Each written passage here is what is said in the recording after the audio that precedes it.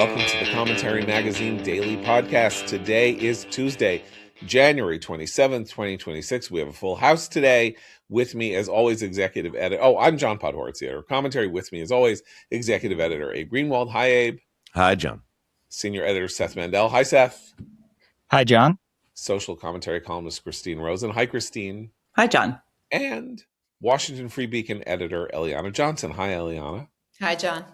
So last night, Donald Trump had DHS Secretary Kristi Noem and her I don't know what the hell to call him, former Trump campaign manager, Special government employee Corey Lewandowski, who lives across the hall from her when he's not living in a tent in his living room, which he did at one point when he was in a fight with his wife in New Hampshire. He moved into he pitched a tent in his own living room and moved into it for a month, in case you were wondering about his mental stability. Anyway, he's a fan of borders, John. He needs strong borders. Strong borders, which is why he, punched the Michelle Fields or whatever it was he did to Michelle Fields that had him removed from the campaign management of the Trump first bid for the White House.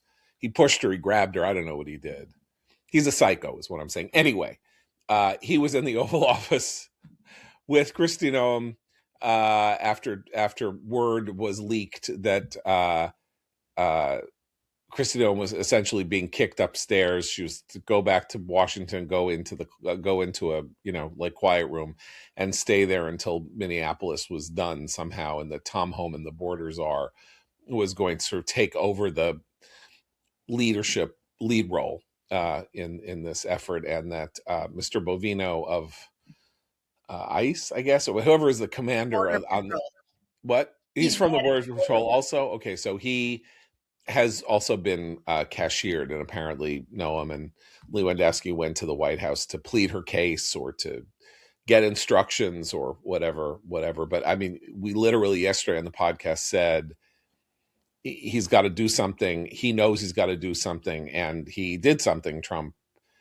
has done something. It appears, though, he has not communicated any message except for this bizarrely friendly, cheerful report about how wonderfully well he and Tim Walz are now getting along on a really glorious phone call, which is, by the way, interesting news for Tim Walz because, he said that basically the people of Minneapolis were now in the position of Anne Frank, and then he got on the phone with Hitler. Apparently, if the people of Minneapolis are Anne Frank, Trump is Hitler. So, I didn't know you were supposed to get on the phone with Hitler, but I guess okay. Chamberlain was right all along. There we go. Anyway, the madness of but this John, entire... can I just say I don't think that's bizarre for Trump at all. No, it's not. It's Walz was bizarre. Trump. You saying you think it's typical Trump that like Walz was like didn't say for Trump to come out and say we're on the same wavelength with him. This is like what he did with Mamdani. He used to talk up he used to say when he first came to office, he said he got along really well personally with Barack Obama. He was surprised once they met how well they got along. With Newsom at Davos. Yeah, Newsom, we get along. He loves Newsom. Yeah. He had a love affair with Andrew Cuomo before Cuomo was even out of office. Yeah. Well, all right. So bigger picture here, it's clear that all the while there's been an internal debate in the administration about whether to aim to deport every illegal immigrant, which is enormously difficult, if not it's impossible, or whether to focus on the worst criminals. And the former team was headed by Noem, Bovino, and Border Patrol, the latter team by Tom Homan. And it's clear that Trump, given the chaos in Minneapolis, has decided to demote the former team and promote Tom Homan, who throughout this has been the most sober and responsible communicator and who also knows the law well. But what struck me is that a couple things. Tim Walz has succeeded in all of this chaos, has pushed the Somali fraud scandal out of the headlines. and turned this in what was a crisis for the Democrats in Minnesota has turned into a crisis for Trump and the Republicans.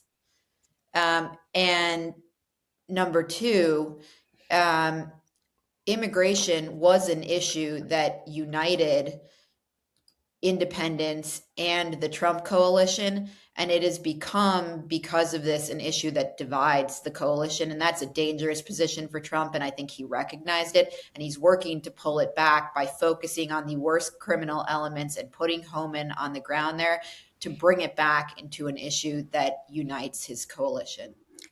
Something you said at the beginning is really important that I think we should spend a moment on, because it's throughout the Trump administration been a point of contention, especially for those of us watching it. And that's the communication part, because the other thing they did yesterday is strip Bovino of access to social media, to the social media account. And we laugh about how a lot of people call the sort of theatrics of left-wing agitators, they're the grown-up theater kids.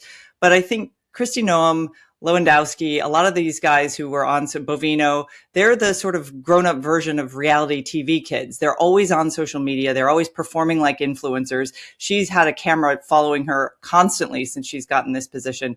And Homan's is the opposite of that. You see him occasionally on television when he's been dispatched by the administration to defend a policy. You see him occasionally at a press conference, but he's not a social media influencer type. And I think it's important that they've not just had them step away from Minneapolis, but step away from the social media account, because that's also bringing a lot of negative attention from the independent voters who Eliana was describing.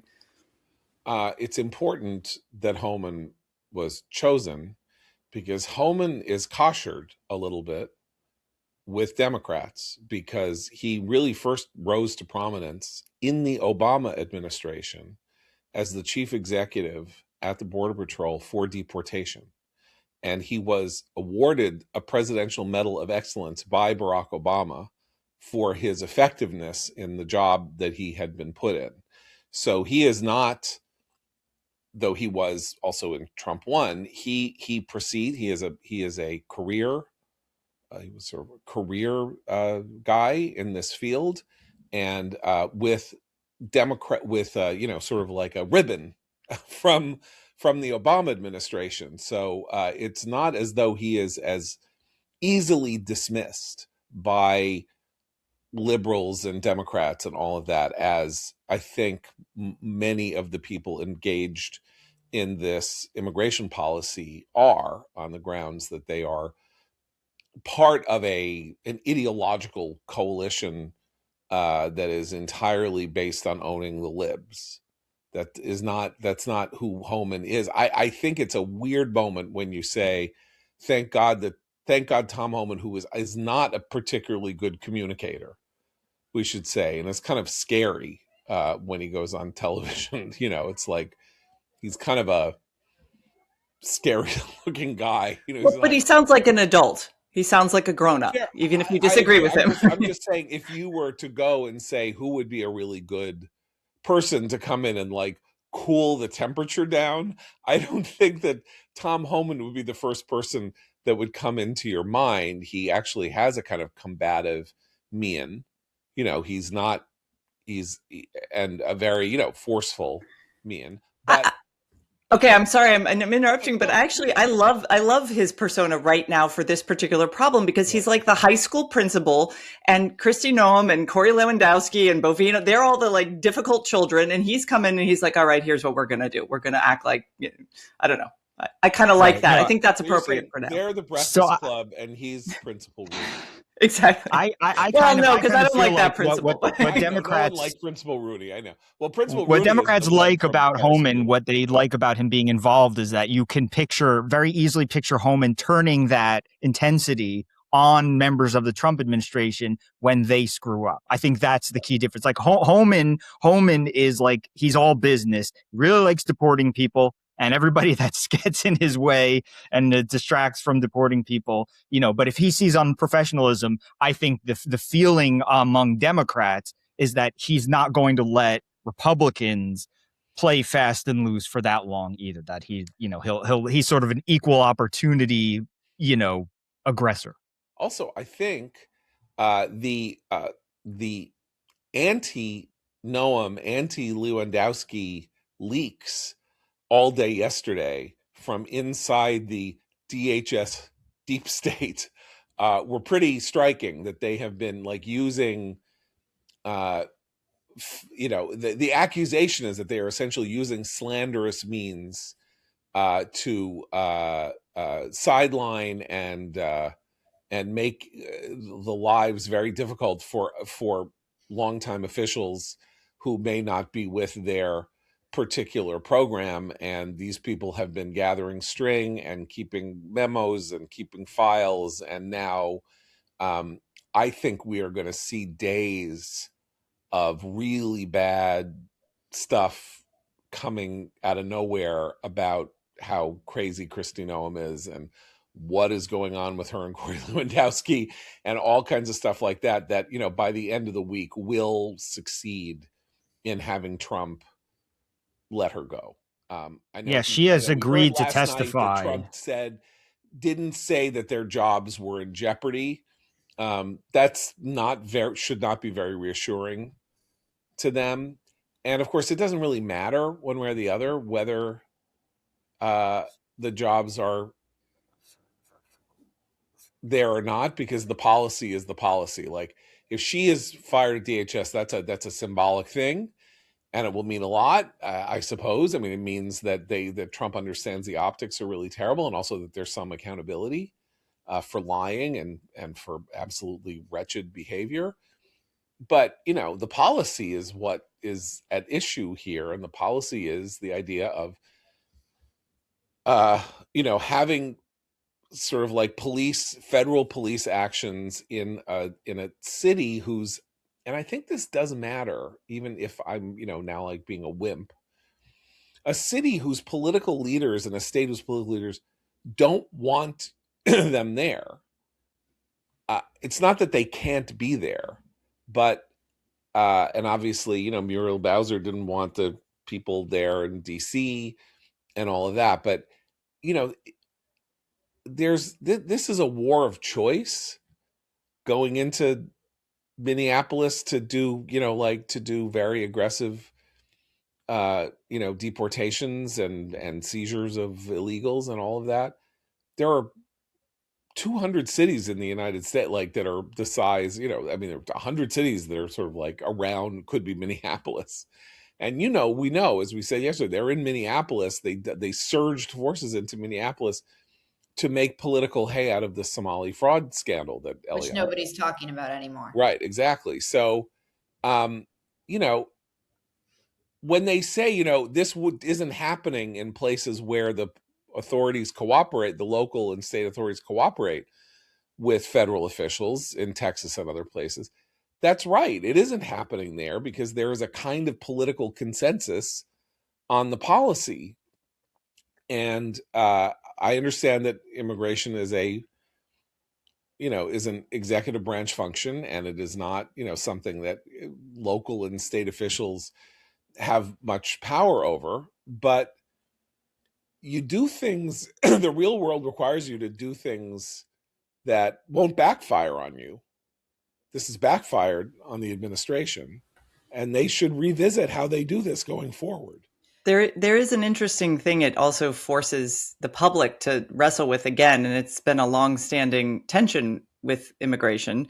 And Homans has been very good about consistently talking about how his job is to get the worst criminals deported. And that's what he said when he was first appointed to this position. And then we heard that repeated again a bit yesterday. And that speaks to something else, which is that there are a lot of Americans who will, the focus turning to the behavior of Border Patrol and ICE versus the crimes committed by the people they're trying to round up and deport was another fail on the part of the administration. So Homan's shifting the focus back to who they really are wanting to get out of this country.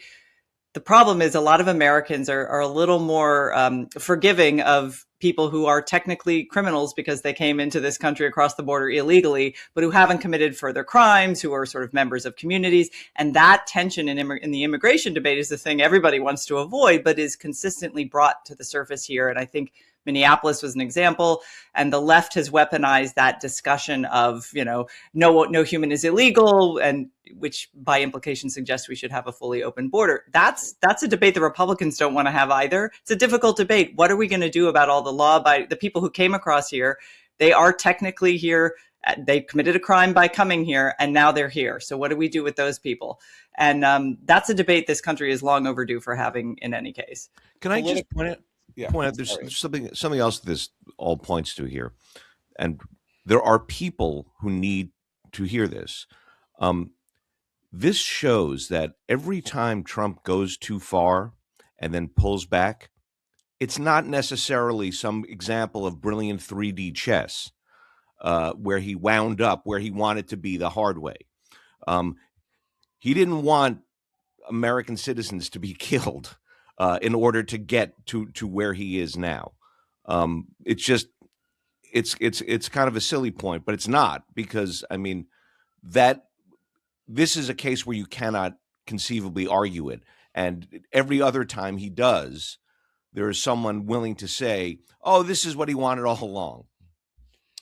I want to talk about the politics here because they're really interesting, because we are alluding to the idea that he has divided his coalition. It's kind of worse than that. Echelon Insights, which is a firm run by Patrick Ruffini and Kristen Soltis Anderson, therefore, though very honest and rated very highly, is Republican leaning, has a poll out, and here is the story on independent voters. First of all, they have Trump at 41% and 51% disapproving. On the generic ballot, that is, do you support Democrats or Republicans, or will you vote for a Democrat or a Republican in the next election? Democrats are now up by 5, which is a tiny gain for Democrats from their last poll. But this is the kicker. This is the killer. Independents on the generic ballot are now 25 points more likely to vote for Democrats than Republicans. 52 to 27, with 21% not sure. So if you divide that up, if you divide up the not sure half and half, it still stays at like 25 points. And here is the trend in the Echelon Insights poll. In July of 2025, it was R plus 2, as you say. You vote for a Republican or a Democrat, 2% advantage for Republicans. November, Democrats plus 8. December, Democrats plus 15. January, Democrats plus 25. These are extinction level numbers for the midterm elections. Now, there's a long time until the midterm elections. As you can see from these numbers, they can change very dramatically in a short period of time. So they're not extinction level yet. But I assume somebody is making clear to Trump, John McLaughlin, his pollster or somebody, that they are on a trajectory that is unbelievably dangerous. And the thing is that we now have 4 or 5 different surveys that show exactly this, that independents are fleeing the Republican Party, and that while his Republican numbers remain strong, there are not enough Republicans to carry the day, just as there are not enough Democrats to carry the day for Democrats. And indeed, the last Gallup poll showed that there were more independents in this country by very significant number than either Democrats or Republicans. So he's got to move. And clearly this is the thing that moved the numbers in January, because while the economy continues to be something that people talk down, the macroeconomy numbers are kind of stunning. Like the Atlanta Fed is now projecting that when they come up with the final number for the fourth quarter of 2025, that it's going to show a growth rate of 5.4%. I mean, we haven't seen a 5.4% growth number in I don't know. I mean, we saw something like that right after the first really bad COVID quarter, because of course the economy totally didn't exist and then it came back. But it's been I don't even know how many decades since we had a 5% growth number. But what that growth number means for, I mean, he's going now to Iowa today, and it sounds like every few weeks he's going to be out there doing the affordability message. He's got to talk to people's concerns about housing still. That's still a very prominent cost for people. And, he's floated these schemes about not allowing investment companies, finance companies to do single family housing. But that is still credit card rates. Right. I mean, the thing is, he's someone on his team understands that even if they can boast about growth rates, if people, and this was the Biden challenge, if people still feel like things aren't going well for them in general, it doesn't matter if you're telling people that growth is happening. The comedy was in the Biden years that Biden was telling everybody that everything was good, and the numbers, not only didn't people feel good, the numbers were particularly good.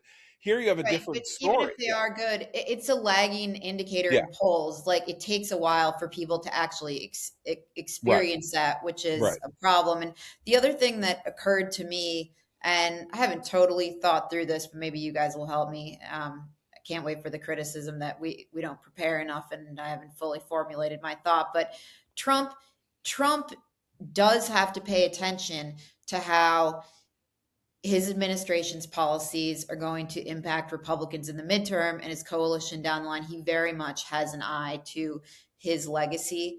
I was thinking about this in contrast to, and actually, John, to your point, I actually don't think that his pollsters have to explain this to him. I think he has a very good fingertip feel for how his coalition and how the American public is reacting to these things. So I think he understood that the Renee Good shooting did not actually redound to his benefit, even if it was defensible on the merits, and that this latest Alex Preddy shooting compounded the damage. But Tim Walz, by contrast, who has been ginning up the resistance with whistles and direct action and encouraging people to shove phones in the faces of Border Patrol agents and ICE in Minneapolis, has nothing left to lose. He does not have to worry about a midterm election. He is not running for re-election. You have to imagine he doesn't care how Democrats fare in the next election. And I think that made this a lopsided fight.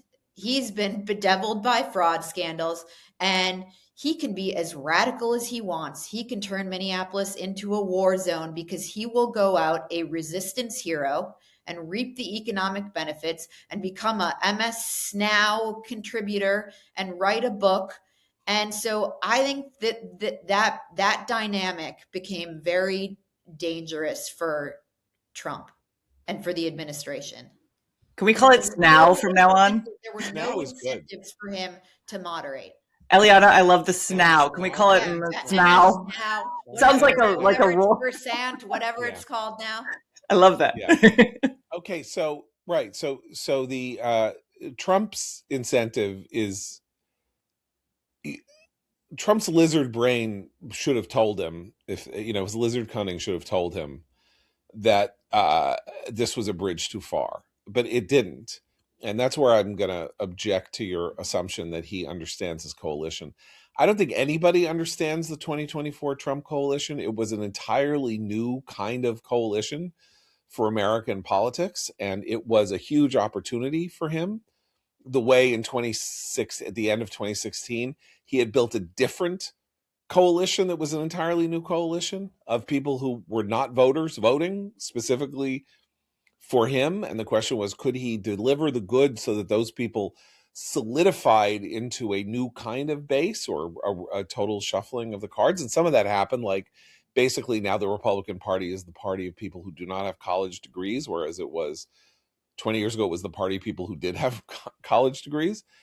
But he had this weird coalition with, Hispanics in it, and, like doubled the black vote and for Republicans and all of that. And I don't know that he understands the coalition, because if he had understood the coalition, he wouldn't have made these mistakes. Like, if you think about it, think of what he stepped on in this month. Very big numbers on the Maduro seizure, like very popular. And then he has a domestic law enforcement conflict inside the state of Minnesota that pushes that off the front page. He doubles down on it. And that's something that could have happened 12 years ago.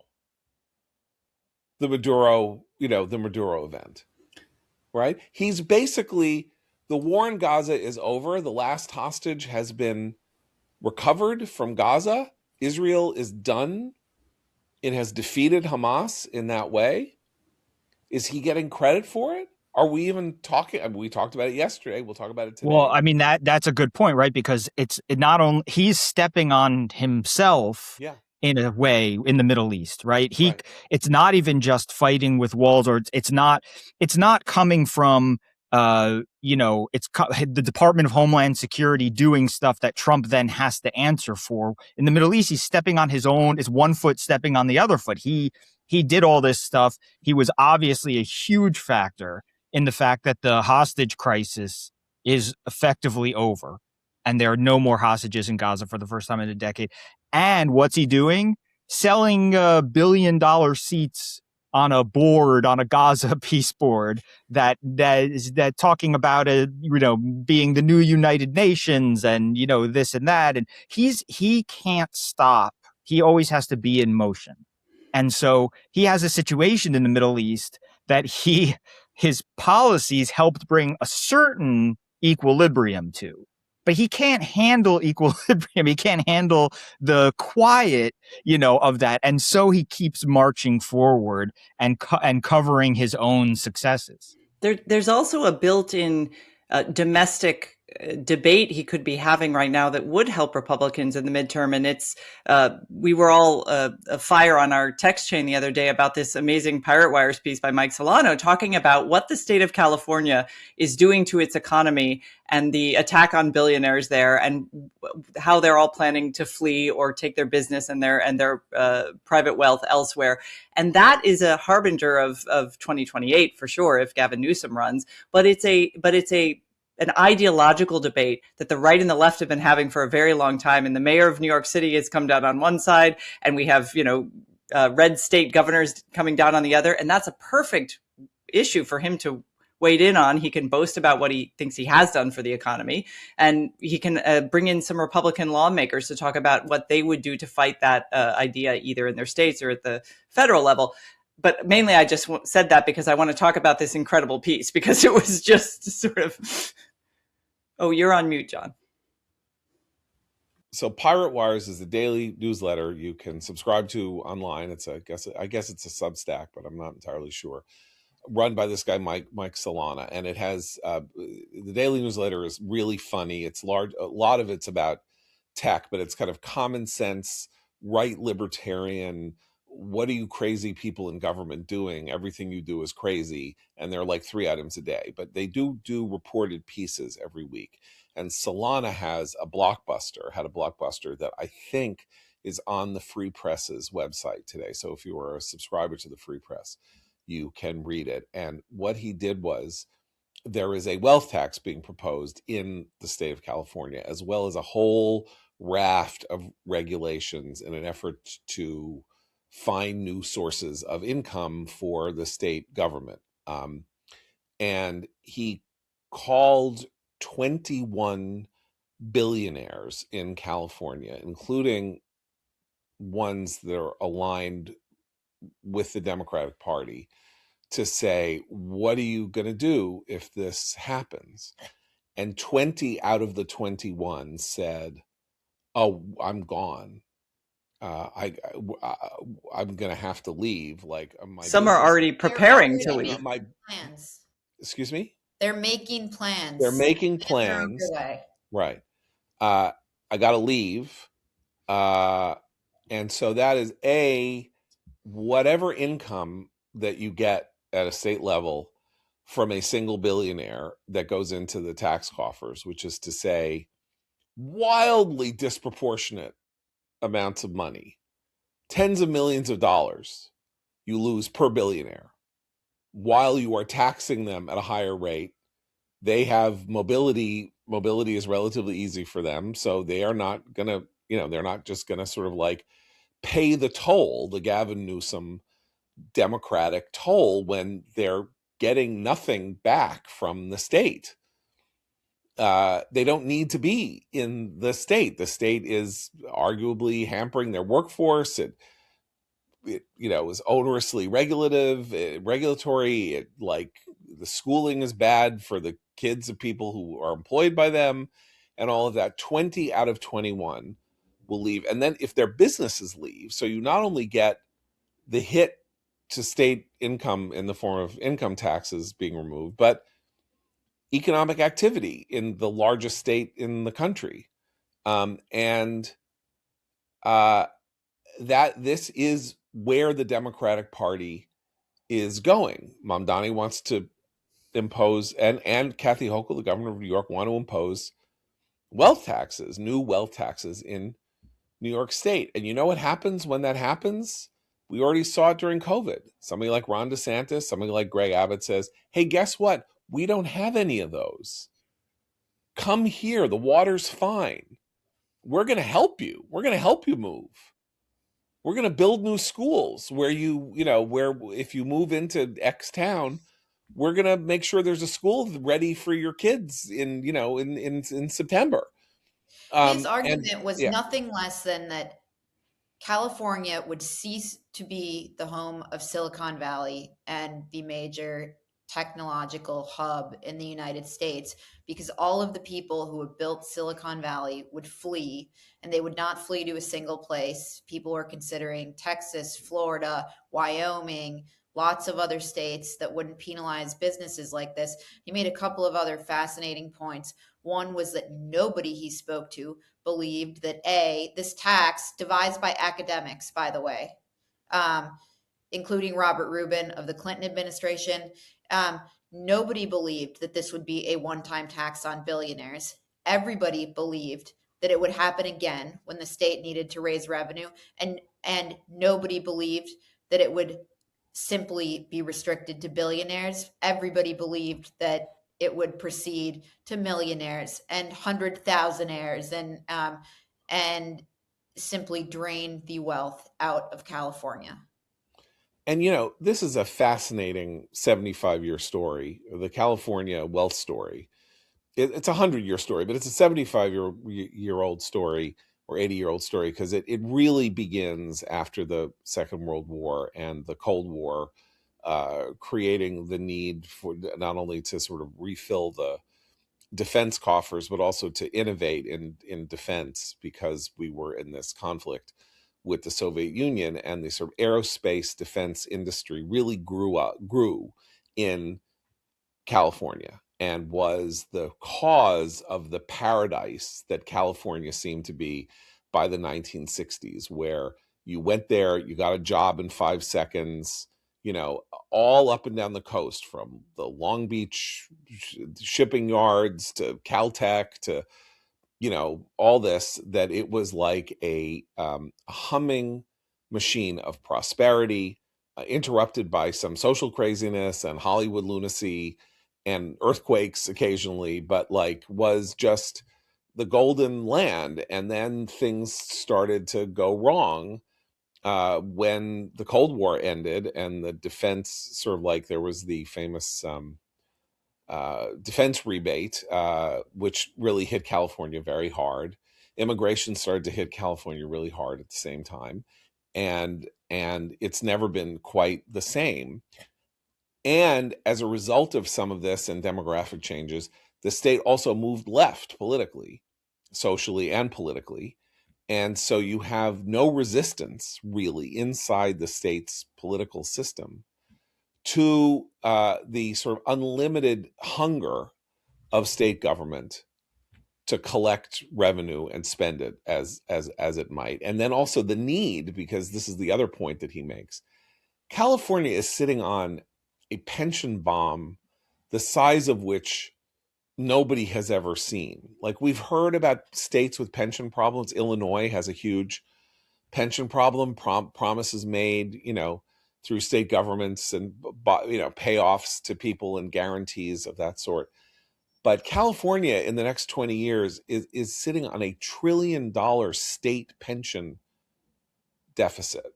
And it's not clear how it's going to resolve this. There are tens of millions of people who are expecting to be supported by these pensions for the rest of their lives. And the pension fund, CalPERS and all that, they're going to go broke. And so it's not only that the rich people are leaving and Silicon Valley is going to leave, the state is going to collapse into an economic sinkhole. But this is when the bills come due. Well, and this is why it's such a perfect example to remind the American people of the direction the entire country could be heading. We have enough of an entitlement and deficits problem federally. But the thing about California is that despite having had a few Republican governors here and there and a few years here and there where Republicans controlled their state legislature, it has been a Democratic state legislature for most of its history since the 60s. And that's actually what should be constantly pointed out to the American people, particularly independent voters who still think of California as a paradise. And in some ways, I have family who've lived there for years. It's wonderful. I love California. I love going there. But living there means living under Democratic Party, uniparty, supermajority now rule. And that means you're paying tons of taxes if you can't afford to leave. Your schools are terrible. Policing and law enforcement in the major cities is a disaster. And the people who should be prosecuting criminals tend to believe that incarceration itself is a crime. So you are living in a left-wing paradise if you believe that all those things are good. And this came up during Kamala Harris's campaign, but it was so brief and so weird that it wasn't driven home. But it's a conversation that any Republican who wants to run for the presidency next should have. California is a perfect example of how things go wrong when Democratic legislatures control things. And that is a useful argument for the midterms as well. And I just don't see anyone in the Trump administration really making it. That should be easy for Vance to argue, but he's distracted with other things, I guess. But I don't know why that isn't constantly brought up in debates by Republicans. Well, I think Seth answered it, which is that, this is an ADHD administration and they can't focus on anything and they cannot let anybody sit with anything so that the truth of something that they're trying to say sinks in. I mean, that is a real thing in politics. I used to say that, I was a speechwriter for Ronald Reagan, and, Reagan spoke 3 times, by the end of his administration, Reagan made public appearances like 3 times a week, maybe 4, maybe made a 5-minute 10-minute Rose Garden speech. He was not that present in the sense, not that he had Alzheimer's. I mean, his time and his visibility and his connection to specific issues was considered so valuable that it was husbanded and parceled out very carefully. And mostly, though Clinton sort of really advanced the, media stuff, one administration later, the idea that, when the president speaks, it's very, very, very loud. And what he says can have enormous resonance. And so if you husband it properly, he only has to say it once for everybody to hear it and for it to make a real difference. One Oval Office speech, one support of X, Y, or Z. And Trump talks so much, so constantly, so that he drowned it's not just he's stepping on his own, his right foot is stepping on his left foot. He drowns himself out. He drowns out what he said yesterday. He drowns out the Maduro raid. He drowns out whatever else is happening. He drowns out the ability to claim success in crushing Hamas. He drowns it out. And what you're saying, Christine, is very good political strategy, but it's not pursuable by this administration because of the character of the person, the character, the personality, and the approach of the person at the top. Now, none of us, was elected to the presidency, so what do we know? He knows better than we know. It's just that the proof of the pudding is in the eating. He's lost control of the immigration debate. That's now become a net negative issue for him when it was a 20%, it was a 20% positive issue for him a year ago. Like, that's just a real thing that's happened, and it's happened in response to his own behavior. That didn't come out of nowhere. It's people don't like to see these enforcement officers on the streets in cities. By the way, that's after he tanked on the economy, which was his other right. I mean, at least he said, "I'm going to do tariffs," and then he did tariffs. Like, right. No one had the right to be surprised.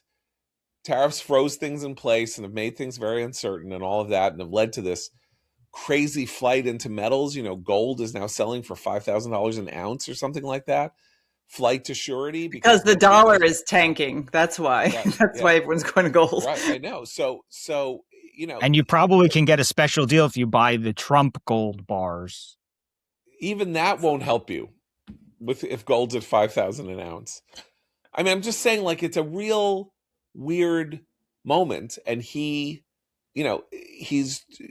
shooting himself in the foot over and over and over again. So you got no one to blame but himself. And that's maybe that's the part that, we keep saying Walz and Fry are complicit in this violence. Like, they are doing nothing to damp it down. They're doing nothing to tamp it down.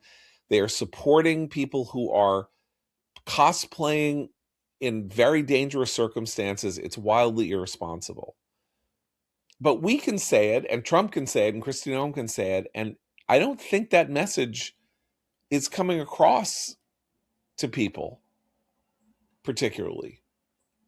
I think they're like, what they're hearing, even if they're not listening that closely, is what's going on here. This is, get them out of, get the masked guys out of the street. Like, and so they don't even get the blame for their own, like, wretched behavior.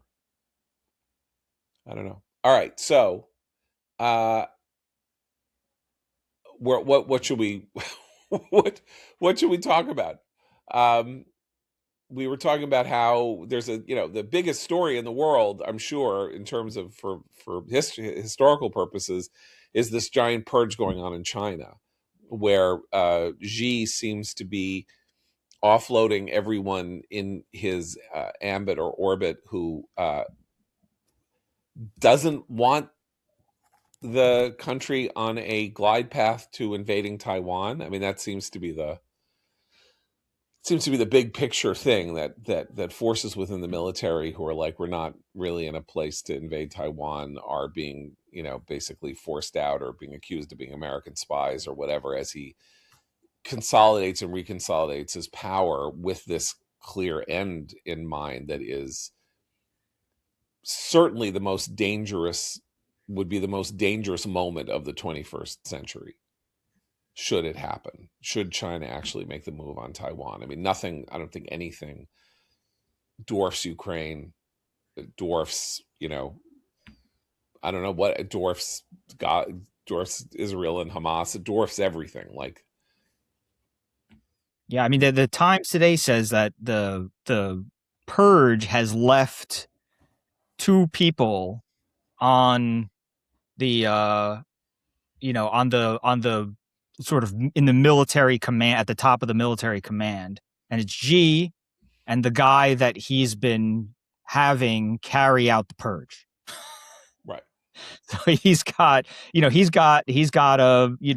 henchman, right, who has been kicking everybody out, and the henchman is the only person besides the president for life or whatever that is on. So that is the sort of thing that suggests something is coming, because China is, as much as it's suspicious of leaks and all that, China is not usually looking to rock the boat that much, and they're definitely not usually looking for chaos, right? I mean, the thing about China is that there's a certain patience to their strategic plans that usually you don't see the kind of Putin-esque behavior that you see in Russia, even with Erdogan in Turkey, elsewhere. I mean, it's supposed to be a different kind of authoritarian country that doesn't, have, even Iran, the adventurism, right? All the allies in China's orbit behave differently from China. China is the one who's supposed to be the Tom Homan,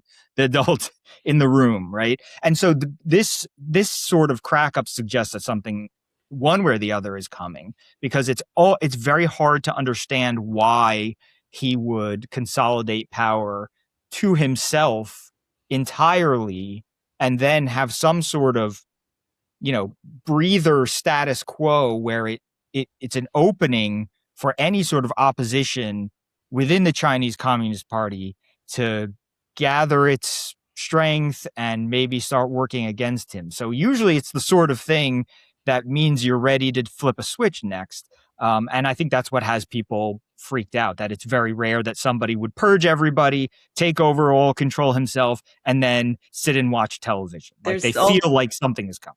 There's also the fact that he's been watching very closely the crack up of the Western alliance. So, the Canadian Prime Minister just visited. Keir Starmer is on his way to China today. And at the same time, news broke in the UK that Chinese have been spying on members of parliament and prime ministers of several, for the past several, at least a decade. And that the spy network that the Chinese have in Western countries is vast. We've talked about it on the podcast many times. But the recent NATO fracas, I think, has been very useful for Xi and very useful for America's enemies, of which China is our number one rival. And that worries me from a domestic standpoint. Like this is a time when you actually need an administration that has a very clear policy towards China, as it seems to be gearing up to do something.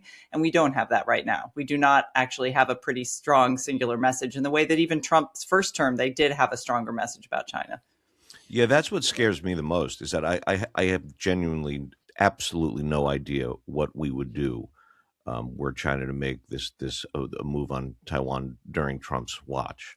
And, who knows, this has been discussed a lot, if it would be any sort of traditional kind of kinetic move in the first place. The suggestion is it wouldn't. It would be electronic or, sort of internet related first. And who knows how we would respond. And if we don't respond, it's as scary as a prospect as if we do. Well, the Wall Street Journal reported this initially on Sunday, and their report was that the top Chinese general who was purged was accused of leaking nuclear secrets to the U.S. And I have to say, so the guy I read on China is Bill Bishop, who writes a wonderful Substack every day. It's on the inside of what's happening in China. It's called Sinocism. And Bishop says he's skeptical of this accusation and believes it was leveled for internal purposes to justify this purge. But the truth is, we don't know. What I think the purge makes more likely is Bishop makes clear that this general, Zhang, was a source of realistic and relatively sound military advice for Xi. And the purge, I think, makes less likely that Xi will get any kind of military advice that challenges his preconceptions. He will get yes man as a result of that. And I think, I'm not sure it signifies that something's coming, but I do think there are fewer checks on what he would like to do as a result of this. And we do have the administration's very startling inconstancy, which is to say that it set itself up in 2017 as an antagonist to China, putting China on the spot on trade, on theft of intellectual property, on various other things. And still seemed, I mean, if you're going to use tariffs as a instrument of policy, China's the country that you're going to visit the tariffs on. It's it's the largest contributor to our trade deficit, whatever you want to. I don't even believe in stuff like that, but nonetheless, you do that, and then you announce this deal in November or December or whenever it was that you're going to allow them to buy NVIDIA chips to help them with AI. Now, I know there's this argument that they're letting them buy the previous generation of the best chip, and so therefore this is actually a way of maintaining our technological advantage by addicting them to a worse chip. So we'll have the good chip, they have a less good chip, and therefore, they'll be like still in, MS-DOS mode instead of in Windows mode or something like that.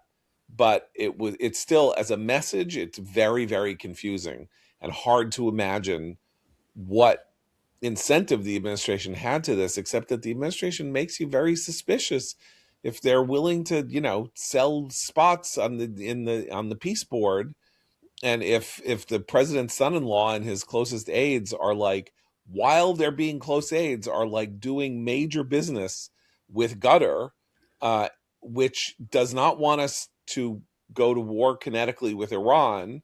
And oddly enough, the two people that seem to be arguing most heatedly against American military intervention in Iran now are Steve Witkoff and Jared Kushner, who are the ones who are profiting the most, obviously, from our relationship with Qatar.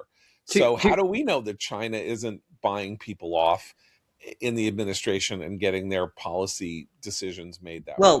Two more data points on China and the second term Trump. The opening the floodgates for Chinese students to come study in the U.S. I mean, hundreds of thousands, which was a reversal of what a lot of certainly Republicans had encouraged. And the TikTok issue is tied into this as well. The deal making, the unconstitutionally extending deadlines to divest. All of these things signal, and actually, something that drove all of us crazy for a while, the Chinese spy balloon scandal during late term Biden. I mean, these were all sort of unanswered questions that Americans had in their mind. And I think, again, part of what Trump brought in 2024 was this, like, I'm going to deal with all this crazy stuff that you've been lied to about and, wondered about. And I still don't know what happened with those Chinese spy balloons. And we do know, I mean, the Salt Typhoon thing in the UK that I mentioned, this is going on in our country too. There's a huge amount of spying going on. And a lot of it is, in fact, done by Confucius Institutes and students who come and study. And so that danger is real, and we don't hear much about it at all from this administration in this second term. Which is interesting because, in the Senate, when he was in the Senate, Marco Rubio was a huge part of investigating the Confucius Institutes and the Chinese spying in general. That was sort of an issue that he was generally on top of. And so you wonder if he, it's good to have him in the administration in the position he's in right now, which is a very trusted advisor, because he has the suspicion of those institutes and because he's paying attention to, possible spying. But the flip side of that is that, it's like she getting rid of everybody on the military council. It's, Trump is Trump. Trump is making the decisions, and one suspects that the NVIDIA decision is the sort of thing that Marco Rubio probably didn't love and doesn't love and wouldn't normally advocate. So the question is whether the China hawks are being sidelined within the administration. Well, there are two kinds of China hawks, which is what's interesting here, because now it's really where the rubber meets the road for the anti-neocon hawks in the conservative coalition, led by Elbridge Colby, who is the policy planning director at the Pentagon, whose line has been that, the neocons are distracting everybody from the only thing that matters, which is our competition with China and the danger posed by China. And our entire foreign policy needs to be reoriented to answering, combating, opposing, and stopping China. Which sounds very hawkish, right? Except that if you dig deeper into Elbridge Colby's thinking, and when people would say to him, okay, well, what does that mean to you if, say, China tries to take Taiwan? He basically says, well, if they take Taiwan, there's nothing we can do about it. So it's like, great, dude, wow, you're some hawk there. That's really fantastic. What great news that America's got to be really tough until the moment at which we allow China to swallow up this land that has been free for nearly 80 years and free of communist dominion, and has now built itself into a major world democracy. So they're on the spot. We don't hear much about them, which is fine because these are internal councils. We don't need to be exposed to them. But part of the problem with China is that there's so many fingers in the pot. Like, it's not just the Secretary of State, right? We do have the Pentagon and the CIA and, the intelligence community, which have their own needs and they have to understand and things they want to know so they know what to combat. And then, of course, you have commerce. You have Commerce Department, you have the Treasury Department, you have the question of, how we interact with this world's second largest economy and it's and the role it plays in our own economy and our own supply chains and all of that.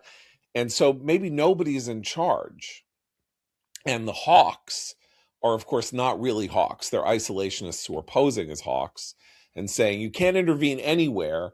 You can't intervene in Ukraine. You can't intervene in the Middle East. You can't intervene anywhere because we have to save our intervention for China, except if China moves, in which case we're not allowed to intervene because it's too dangerous.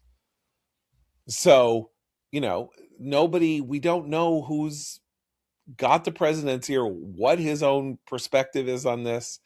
He's not behaving, again, like with any constancy.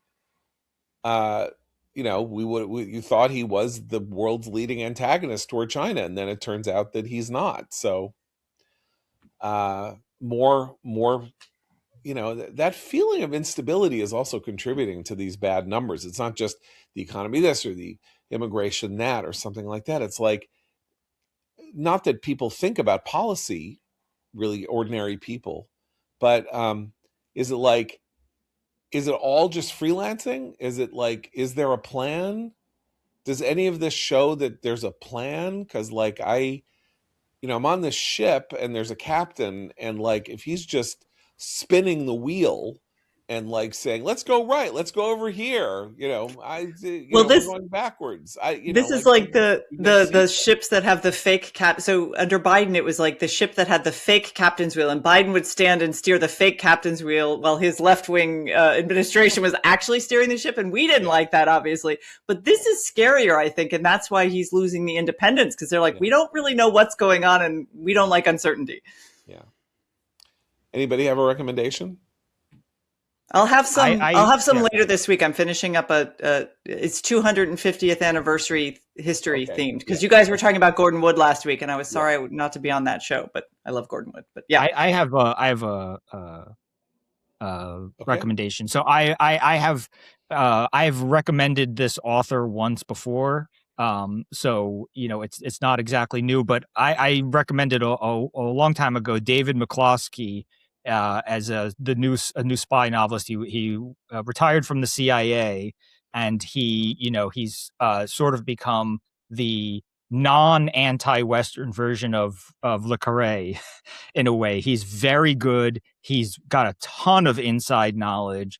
And the writing is very good. It's like he's coming out with a book every 18 months. I mean, he's really churning them out. But the latest book is called The Persian, and it is about the subject of this one is about the Israel-Iran shadow war. And so with everything going on, it's not just I would recommend a David McCloskey book anyway. I've really fallen for them. But this one, with everything going on in the news, is about spies within Iran and Iranian spies within Israel. And he manages to first of all make everything realistic and fun, but also he does not portray Israeli Mossadniks as the kind of chowderheads of the spy world the way that others tend to do. And there's no there's no coldness really from them. They talk about wanting to protect the Jewish world and their experiences and all that stuff, feeding into who they've become and what kind of country they want to leave to their children.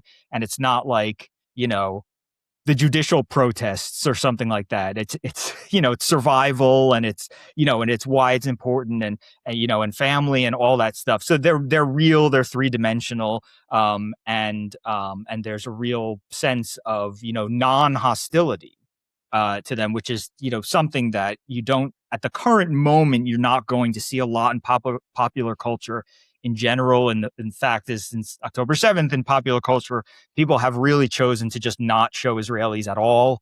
And in some cases, not Jews, whether it be shows, books, we've had talks about the publishing industry, keeping Jewish voices out, whatever. So this is actually kind of a breath of fresh air and a very good one at that. So it's called The Persian. It's David McCloskey. Fantastic. Okay, we'll be back tomorrow. So for Abe, Christine, Seth, and Eliana, I'm John Budhortz. Keep the camera.